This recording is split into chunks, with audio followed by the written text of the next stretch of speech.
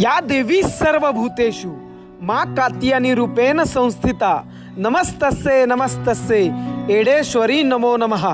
आदिमाया आदिशक्तीची नित्यनेमाने सायंकाळची पूजा संपन्न झाली। माता कात्यायनी अग्नचक्री महायोगिनी या नावाने लोकव्याख्यात आहे। महिषासूर सारख्या दुर्दैव दैत्याचा वध करून महिषासूर वर्धिनी या नावाने जगव्याख्यात झाली। द्वापार युगात योगेश्वर भगवान श्रीकृष्ण यांना पतीच्या रूपात प्राप्त करण्यासाठी भगवती माता राधाराणी सहती अनेक गोपिकांनी महामाया कात्यायनीची उपासना केली होती।